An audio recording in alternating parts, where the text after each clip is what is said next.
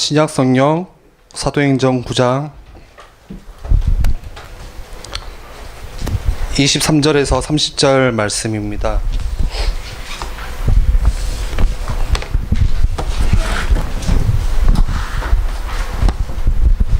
신약성경 사도행전 9장 23절에서 30절 말씀 제가 읽어드리겠습니다. 여러 날이 지남에 유대인들이 사울 죽이기를 공모하더니 그 계교가 사울에게 알려지니라. 그들이 그를 죽이려고 밤낮으로 성문까지 지키거늘 그의 제자들이 밤에 사울을 광주리에 담아 성벽에서 달아내리니라. 사울이 예루살렘에 가서 제자들을 사귀고자 하나 다 두려워하여 그가 제자됨을 믿지 아니하니 바나바가 데리고 사도들에게 가서 그가 길에서 어떻게 주를 보았는지와 주께서 그에게 말씀하신 일과 다메섹에서 그가 어떻게 예수의 이름으로 담대히 말하였는지를 전하니라. 사울이 제자들과 함께 있어 예루살렘에 출입하며 또 주 예수의 이름으로 담대히 말하고 헬라파 유대인들과 함께 말하며 변론하니 그 사람들이 죽이려고 힘쓰거늘 형제들이 알고 가이사랴로 데리고 내려가서 다소로 보내니라. 아멘. 우리가 삶을 살다가 보면은 조금 우리가 하는 일이나 우리가 준비하는 일에 대해서 내 생각대로 잘 풀려지면은 너무나도 우리가 행복하고 좋겠지만 가끔은 이렇게 느낄 때가 있는 것 같습니다. 뭔가 우리 인생에 있어서 뭔가 문들이 막혀 있다는 생각들이 들 때가 있어요. 저도 뭐 긴 인생은 산 건 아니지만 좀 이 일이 이렇게 풀려지면 좋겠는데 내 생각대로 잘 안 되고 뭔가 막혀 있고 뭔가 쌓여 있고 답답하고 막막하고 그럴 때가 참 많죠. 보통 우리는 내게 뭔가 문들이 막혀 있다고 하면은 주로 우리는 그렇게 생각을 해요. 뭔가 허송세월 보내는 것 같고 뭔가 이렇게 차차차 이렇게 되어지면 좋은데 뭔가 허무한 좀 시간들을 내가 보내는 것 같고 그렇게 생각할 때가 참 많은 것 같습니다. 뭐 여러 가지가 있겠죠. 특히 청년이다 보니까 우리가 사업하는 거 뭐 직장에서도 뭔가 내가 이렇게 잘 되어지고 승승장구하면 좋겠는데 일이 잘 안 풀리고 문들이 막힐 때가 있어요. 굉장히 답답해지는 거죠. 뭐 우리가 공부를 할 때도 학업을 할 때도 마찬가지인 것 같아요. 조금 내가 이것도 하고 싶고 저 공부도 해보고 싶고 이렇게 준비하고 싶은데 이런 게 잘 안 되어지면 참 어려운 것 같아요. 뿐만 아니라 건강 아주 중요하잖아요. 예. 아무리 우리가 많은 것들을 해도 건강이 뒷받침이 안 되어지면은 많이 힘들죠. 건강의 문이 막힐 때도 있어요. 예. 뭐 그런 분도 있더라고요. 저나 뭐 배장현 목사님 참 은혜인 것 같아요. 예. 얼마 전에 배장현 목사님 그 건강검진을 받았는데 그냥 뭐 비만 말고는 하나도 안 떴대요. 뭐 다 이상이 없고 정상이고 튼튼하고 뭐 저도 그런 것 같아요. 근데 어떤 제 아는 분은 굉장히 꼼꼼해요. 저녁에 뭐 예를 들어서 뭐 9시 이후로는 절대 뭐 입에 대지도 않고 아침에 꼬박꼬박 자기 뭐 약 다 보충제 다 챙겨 먹고 하는데 병원을 맨날 가요. 예. 맨날 아프고.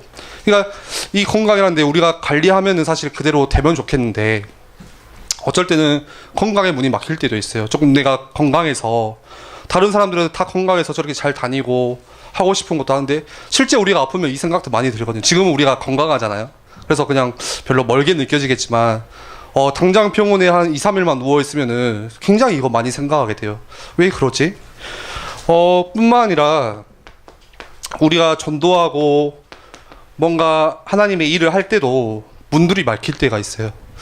뭔가 내가 전도를 해도 뭔가 이렇게 내가 생각하는데도 이 사람이 이렇게 제자로 세워지면 좋겠고 복음을 흡수했으면 좋겠고 내가 하는 사역들도 특히 저는 이제 교육자다 보니까 뭔가 이렇게 생각대로 말씀대로 잘 풀려지면 좋겠는데 굉장히 이게 어떻게 말 못할 때 굉장히 속으로 이렇게 막막하고 답답해질 때가 굉장히 많거든요.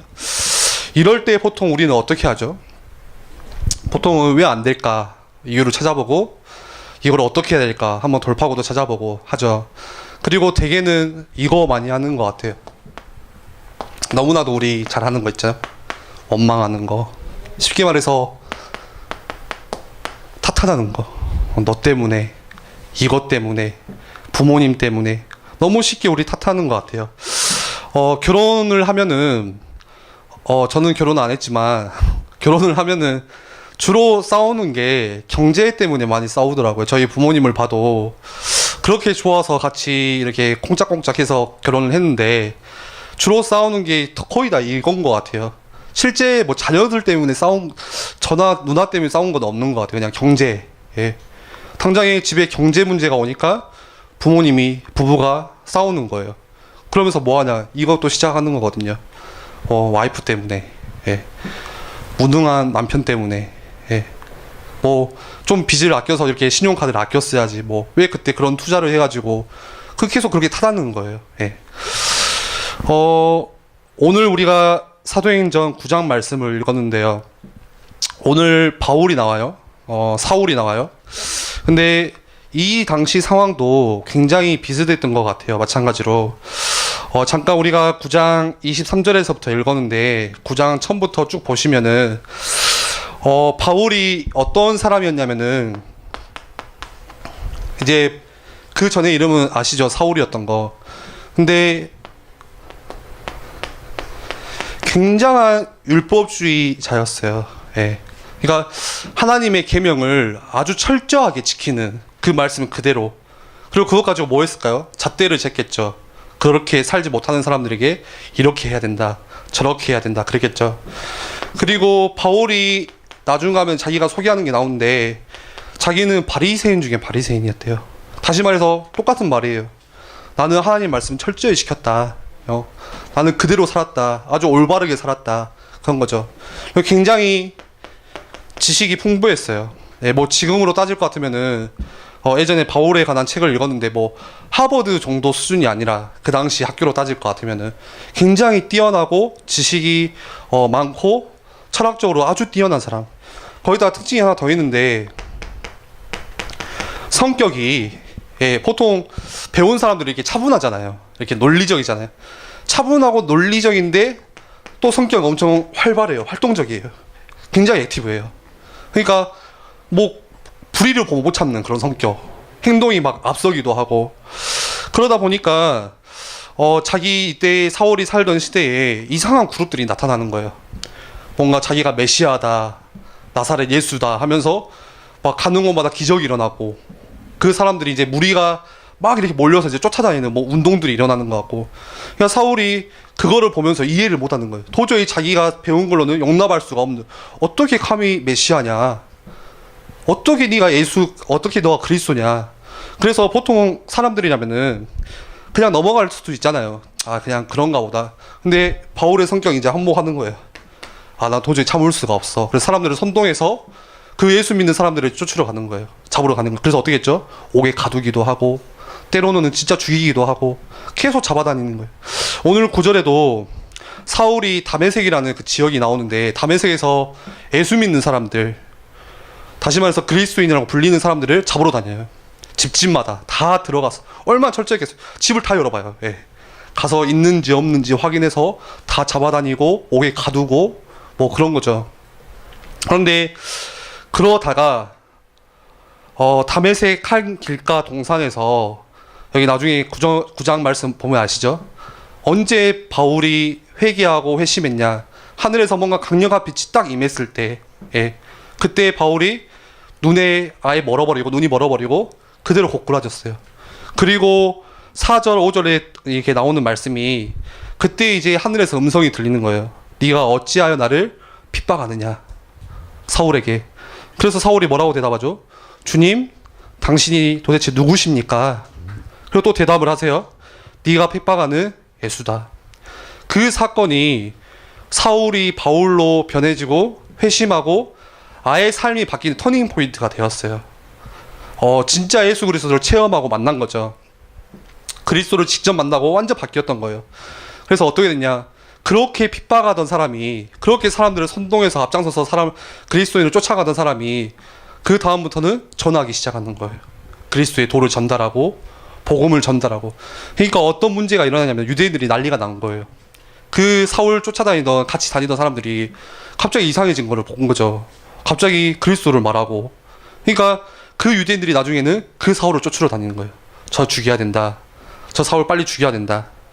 그래서 오늘 읽었던 말씀에 사울을 광주리에 담아 성벽에서 달아내리냐. 25절에 사람들이 그 유대인들이 사울을 잡으려고 성으로 다 쫓아오는데 이제 성 밖으로 도망가는 장면이 나오는 거거든요.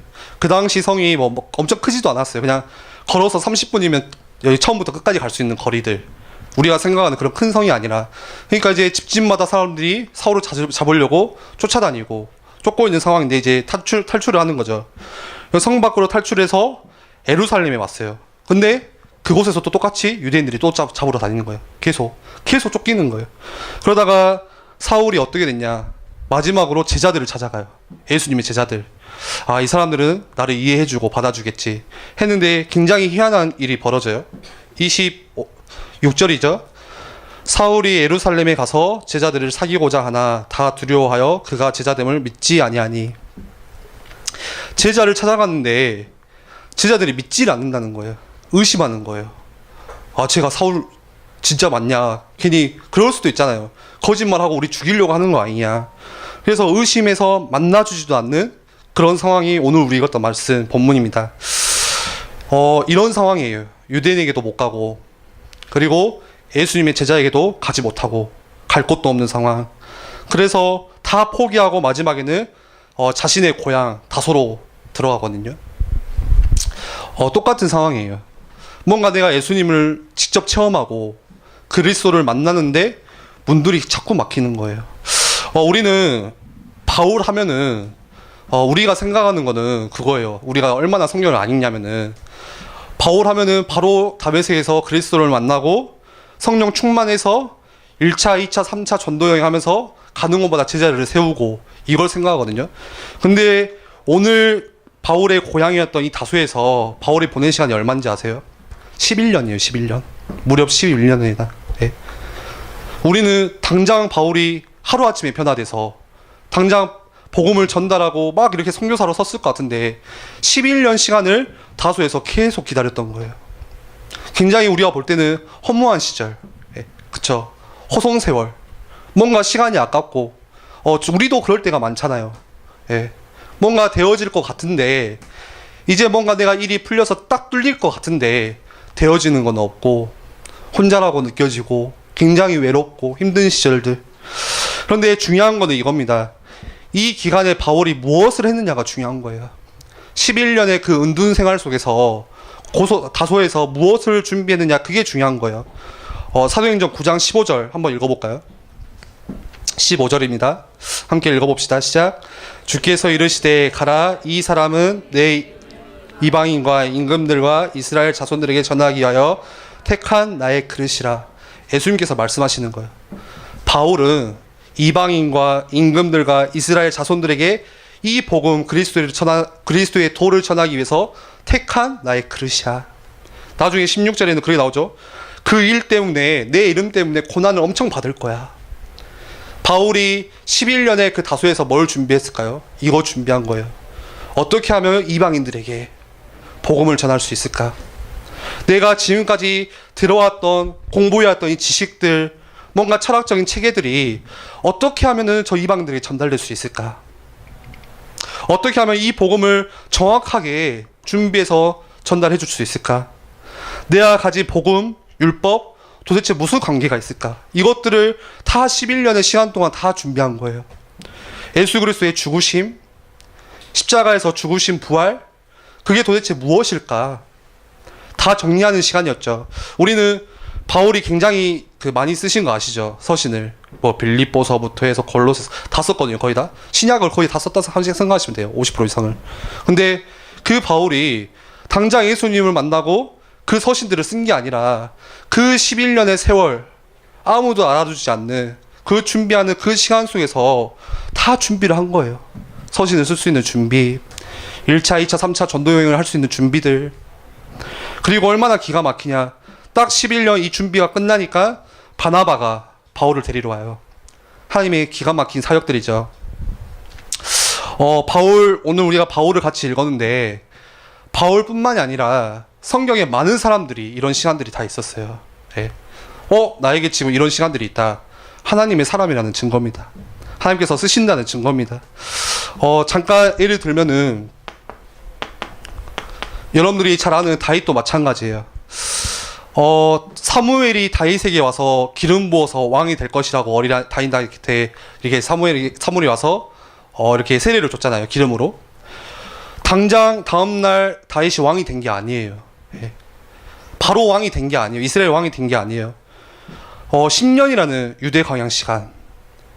거기서 헤매기도 하고 거기서 방황하기도 하고 그런 준비하는 시간들이 있었어요.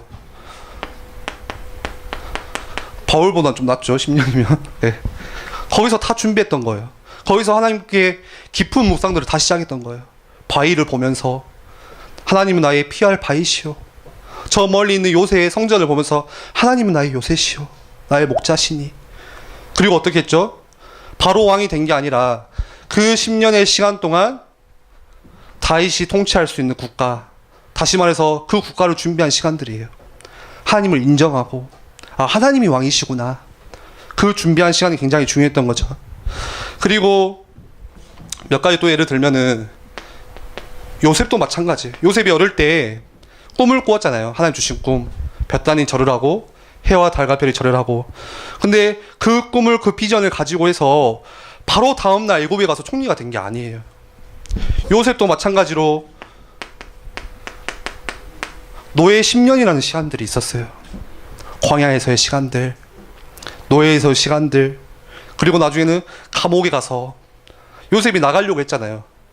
나갈 때 나 좀 이름 좀 알려달라고 왕한테. 근데 잊어버렸죠. 결국에는 하나님이 준비하는 시간들이에요. 네. 이 시간들이 굉장히 중요해요. 반대로 요셉이 반대로 바로 나갔다면 어떻게 됐을까요? 바로 애굽의 총리가 되었으면 어떻게 됐을까요? 요셉 성격 아시죠? 고자질하기 좋아하고 아주 이상한 성격이에요. 그렇게 해서 애굽의 총리가 되면 애굽 못 살리는 거예요. 네. 그쵸? 형들이 찾아왔어요. 어떻게 하겠어요? 형들을 살리시기 위해서 나를 먼저 보내셨나요? 이 고백이 아니라 당장 목 형들 목 다 잘랐을 거예요. 예. 피해 복수가 시작되는 거죠. 근데 그 시간들 10년 동안 노예 생활하면서 광야 생활하면서 그 시간들 동안 다 준비한 거예요. 애굽의 총리가 될 수 있는 준비들. 바울도 마찬가지죠. 바울이 예수님을 만나고 바로 사역을 했다면 어떻게 됐을까요? 바울 성격 아시잖아요. 완전 액티브하고 활동적이고 이거 가지고 막 복음 전하고 설치고 다녔을 거예요. 더 문들이 막혔겠죠.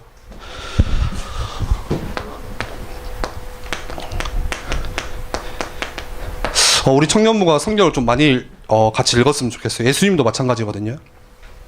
예수님 그 공생의 3년 사역 시작하는데 몇 년을 준비하셨냐? 30년의 시간을 준비하신 거예요. 그 전에 있었던 선지자들이 갔던 그 광야에 가서 모든 것을 다 끊고 하나님께 집중하는 시간. 심지어는 금식했어요. 밥도 다 끊고 완전 하나님께 집중하는 시간들 가지셨던 거예요. 혹시 우리가 살다가 내 피부로 느껴질 만큼 내 사업에 주로 청년들 보면은 여기에 다 고민하고 있잖아요. 주로 부딪히는 게 다 여기잖아요. 집에서는 우리 자잖아요. 사실 집에서는 안 부딪히는 것 같아요. 다 사업에서 직장에서 치일 만큼 치이다가 집에 와서는 쓰러지고, 그리고 뭔가 내가 준비하려고 하는데 이 문들이 닫혀 있는 것 같고. 우리에게도 이런 시간들이 있어요. 힘없고 무기력해지는 시간. 그런데 마찬가지로 우리에게 11년 동안의 그 시간 무엇을 준비하냐가 굉장히 중요해요. 예. 실제로 우리에게도 11년의 시간들이 있습니다. 실제 11년이 아니라 하루하루 매일 그런 시간들이 있어요. 예를 들어서 우리가 사업의 문들이 막혔다. 우리가 준비하는 시간이에요. 생각이 빨리 바뀌셔야 돼요. 하나님께서 내게 경제에 관한 생각들을 바꾸라는 신호구나. 내게 예를 들어서 건강의 문이 막혔다. 그전에 내가 건강할 때는 내 맘대로, 내 멋대로, 내 하고 싶은 거 하고 다녔는데 하나님께서 진짜 중요한 게 뭔지 깨닫게 하는 시간표구나. 우리가 이 11년의 시간 동안 우리의 생각들을 바꾸셔야 되는 거예요. 우리의 경제관도 바꾸고 내가 진짜 무엇을 위해서 살아야 되는지 내 가치관도 다시 정리하는 시간들. 살면서 오늘 또 목사님께서 말씀 주셨는데 우리가 광야의 시간들, 오늘 바울처럼 은둔의 시간들, 내가 나를 돌아볼 수 있는 시간들 아침과 저녁으로 반드시 있으셔야 돼요. 저 같은 경우는 제가 재수를 했습니다. 재수를 네 번 했거든요. 그러니까 사수죠. 예, 재수하고 사수예요. 예. 시험을 엄청 많이 봤어요. 얼마나 힘들었냐. 이제 겉으로는 웃고 다니고 이렇게 안 힘든 척 했는데 우리 현우 청년도 삼수했거든요. 서로 막 이렇게 서로 달래면서 막 힘들지 하면서. 근데 그 시간들이 지금도 생생한 게 교회에 오기 싫을 정도로 힘들었어요. 교회 오니까 사람들이 물어봐요. 왜 사수하냐. 일일이 대답하는 게 너무 힘든 거예요. 나는 힘들어 죽겠는데. 그리고 그 시간들이 엄청 허송세월 같은. 제 친구들은 다 대학교 가고 벌써 군대 갔다 오고 나는 아직도 대학도 안 가고 가만히 앉아서 공부만 하고 있고 뭐 해야 될지도 모르겠고. 근데 기가 막히죠. 하나님의 일, 하나님의 역사는 기가 막혀요. 돌아보니까 그 시간들이 내게 있어서 가장 중요한 시간들이었던 거예요. 만약 그 시간들이 없었다, 그럼 어떻게 될지도 모르는 거죠. 그 시간에 나를 향한 하나님의 계획이 무엇인지, 진짜 내게 하나님께서 원하시는 것이 무엇인지 그것들을 질문하고. 사실 저는 절대 뭐 전도사, 목사 생각도 안 하고 있었거든요. 예, 저는 배추 장사하는 게 제 꿈이었어요. 예, 트럭 하나 몰면서 푸드트럭 같이, 그래서 배추 팔고 또 계절과일 팔고 하면서 사람들 만나고 너무 떠돌아다니는 거 좋아하니까. 근데 전혀 그런 생각 못 하고 있었어요. 그냥 뭐 배추 장사 아니 뭐 요리사 어울리잖아요. 근데 진짜 기가 막혀요. 그때 하나님께서 문제를 드러내게 하시고 진짜 하나님을 인격적으로 체험하고 만나게 하시고 준비하게 하시고 우리에게도 그런 시간들이 다 있는 것 같아요. 그래서 마지막 결론으로 오늘 담임 목사님 또 정확하게 말씀 주셨는데 우리에게 진짜 아침과 저녁에 하나님께 집중하는 시간들이 반드시 있으셔야 돼요. 그 시간이 그리고 가장 행복한 시간이 되셔야 돼요. 내가 오늘 하루를 살면서도 짧은 시간이라 할지라도 하나님을 바라볼 수 있는 시간. 우리 다른 거는 다 하잖아요. 다른 거 다 해요.